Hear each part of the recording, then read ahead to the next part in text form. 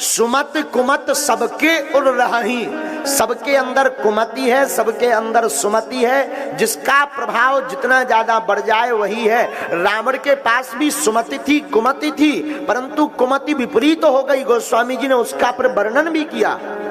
तो और कुमति बसी विपरीता। रावण खबरदार, तुम्हारी कुमति विपरीत दिशा में है, अब तुम्हारा विनाश निश्चित है। तो कुमति, देखो जब जिंदगी में कुमति आती है तो हितैषी व्यक्ति भी बुरा लगता है। अब कुमति की पहचान क्या है? कुमति की पहचान यह है कि कोई भलाई की बात बोले और तुम्हें बुरा लगे, समझ जाओ कुमति तुम्हारी विपरीत है, सुमति विपरीत है।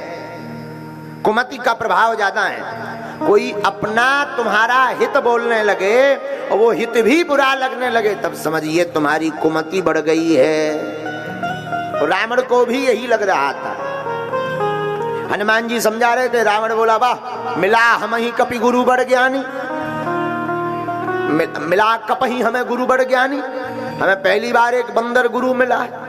हनुमान जी सिखा ठीक रहे थे, पर रावण नहीं मान रहा था। बोलो सीताराम। देखो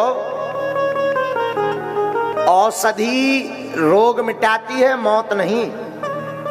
औषधि रोग तो मिटाती है, मृत्यु नहीं मिटाती है। मृत्यु तो पानी ही पड़ती है, औषधि रोग को मिटा देती। उसी प्रकार राम जी की कथा है।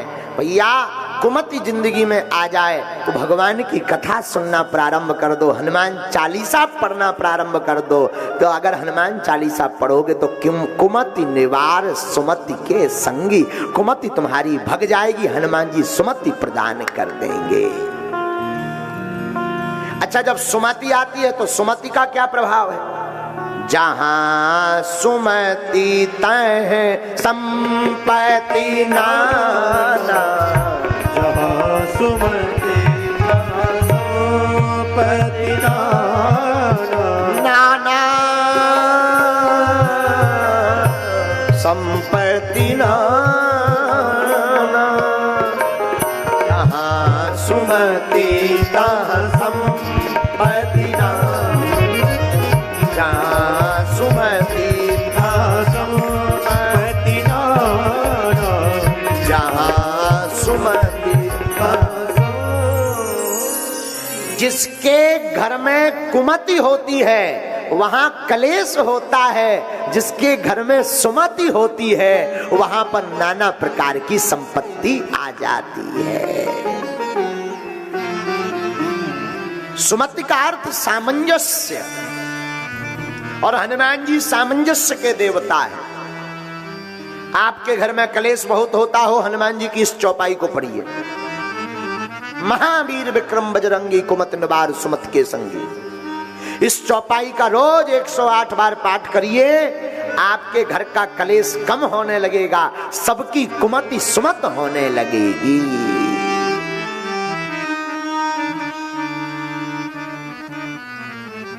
तो हनुमान जी सुमति देते हैं, और जिसके घर में सुमति होती है वहां संपत्ति आती है। ऐसे श्री हनुमान जी की अब आगे चौपाई। कंचन बरन विराज सुबेसा,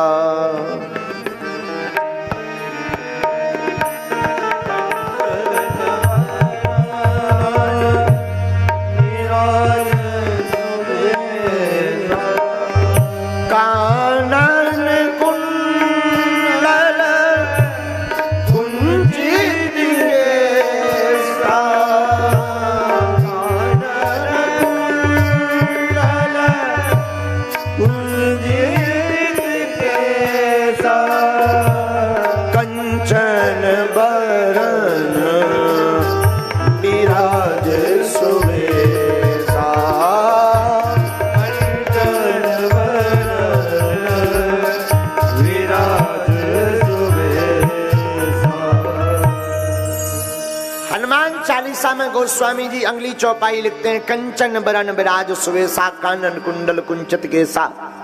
हनुमान जी का स्वरूप कंचन, कंचन माने होता है सोना, सोने के समान है। और सुंदर कांड में भी आया है, हेम शैलाभिदेहम कंचन वरन तन तेज विराजा। हनुमान जी सोने के समान हैं। लेकिन हनुमान जी को ही लंका क्यों भेजा गया, इसके पीछे भी बड़ा रहस्य है। क्योंकि हनुमान जी हैं सोने के समान। और गोस्वामी जी ने कंचन वरण क्यों लिखा है हनुमान चालीसा में, बोले इसके पीछे बड़ा रहस्य है। बोले क्या, जानकी जी जब पंचवटी में रहती थी तब मारीच सोने का मृग बनकर आया था। राम जी से बोली हमें ये मृग चाहिए। राम जी बोले जब तुमने पहली बार, जानकी जी तुमने मांगा है हम लाकर देंगे, पहली बार जिंदगी में मांगा कुछ। राम जी गए लेकिन वो मृग नकली निकला, मारीच बना था।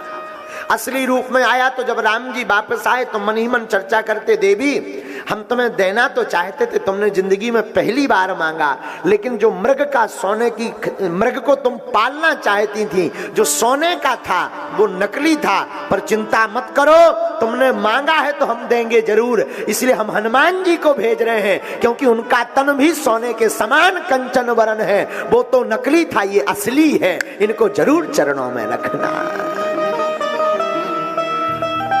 इसलिए गोस्वामी जी लिखते कंचन वरण विराज सुबेसा, कंचन वरण विराज सुबेसा, कानन कुंडल कुंजित केसा, कानन कुंडल कुंजित केसा, कानन कुंडल कुंजित केसा, कानन कुंडल कुंजित केसा, कंचन वरण विराज सुबेसा, कंचन वरण विराज सुबेसा, कंचन वरण विराज सुबेसा।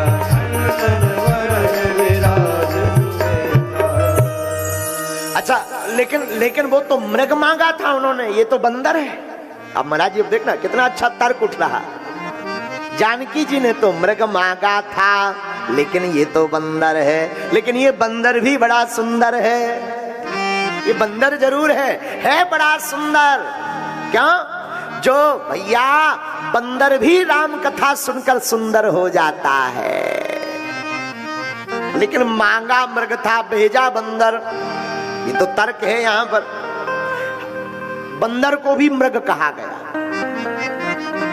ये वो वाला बंदर नहीं, मृग वाला बंदर राम जी ने भेजा। आप रामायण पढ़िएगा तो उसमें ये भी उत्तर दिया है, शाखा मृगे ते बड़े शाखा मृग। हनुमान जी भी मृग हैं, मृग माने भी बंदर होता है। तो ये जो हनुमान जी रूपी मृग भेजा है, जानकी जी कहती हैं कि हम कैसे माने सरकार, ये असली मृग है, असली सोने वाला मृग है। वैसे ही वो पुराना वाला निकल आए तो गड़बड़ हो जाएगी। एक मिला था सो चोरी हो गई, अब ना जाने प्राण ना चले जाए। हम कैसे माने ये असली है? तो राम जी बोले अब ये तो ये जो हमने भेजा है वही अपना प्रमाण देगा असली है कि नकली। तो सोने की परख कहां होती है?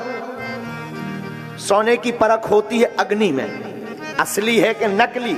सोने की परख को, सोने की कंचनता को, सोने की नवीनता अग्नि में परखी जाती। रावण के पास भी सोना था, सोने की लंका, सोने के दरवाजे, सोने के मकान। हनुमान जी भी कंचन वरण थे, दोनों को अग्नि में डाला गया, पर रावण का सोना नकली निकला, हनुमान जी सोना असली निकले।